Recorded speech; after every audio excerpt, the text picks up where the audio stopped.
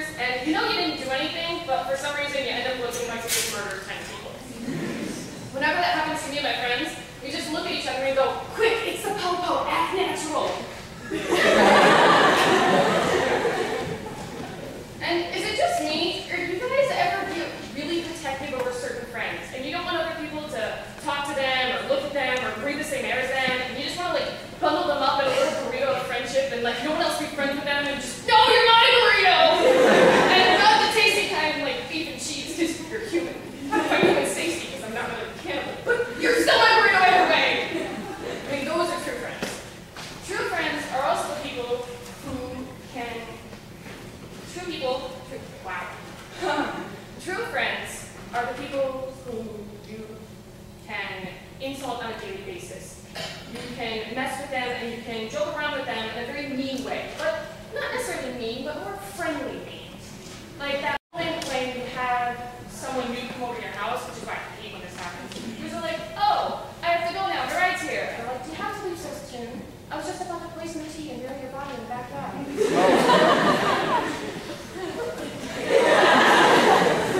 Usually they just leave awkwardly, and I'm left there sitting, were we at the level where I could say that without you thinking I actually meant it?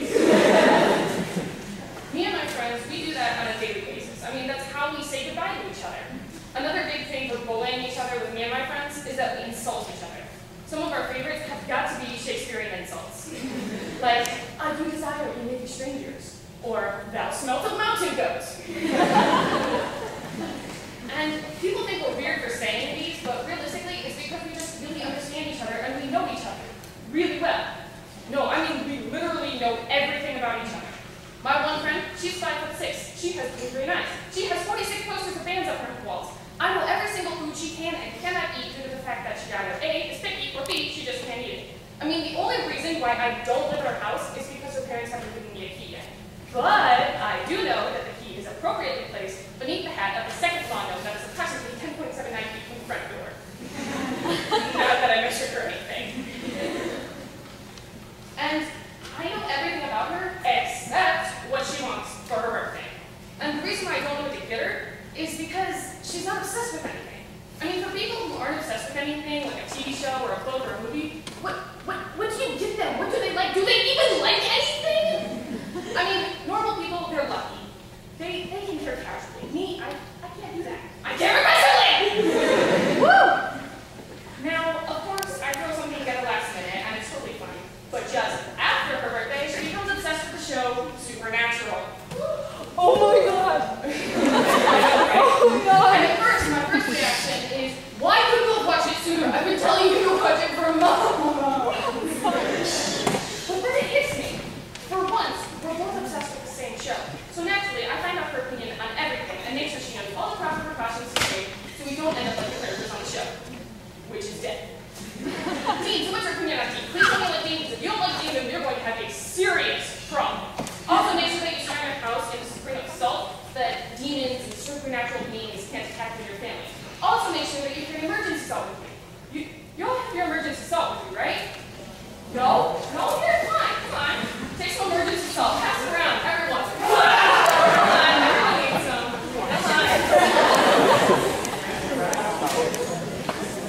In this conversation, our friend ends up looking at me at one point and says, you know, I like Dean, but honestly, Sam is my favorite character. Yes.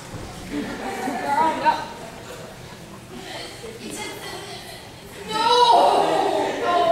No. Now, granted, she is entitled to her opinion. And I'm not saying she's wrong, but she is. But I did a bad thing when that happened. I unleashed the inner awkward. And that was me just doing an awkward thing to say that I didn't like what she said, or her opinion, or the way she looked at me. That's right, I self-danced away. It was in that moment that she said she liked Sam better that I realized I wanted to delete her. And later that night, I sat in my room contemplating the idea of deleting people. And I hadn't realized it at the time, but out loud I said, can you delete people? And my brother watched by and goes, murder. That can be called murder. But stop burying them in the backyard. We're running out of space.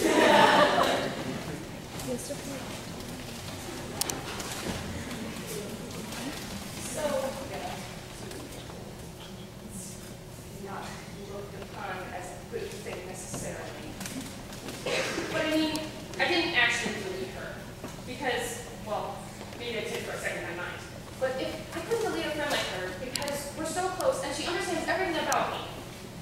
how I don't like to do my homework over break in school. I mean, seriously, a week off from school, and you still do homework.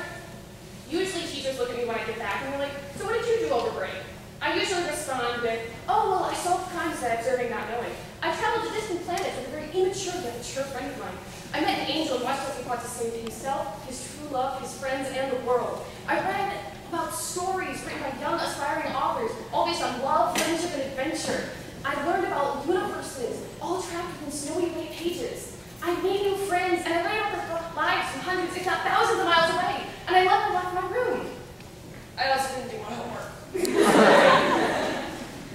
And one thing that people don't realize about homework is that it's really just school trying to normalize us.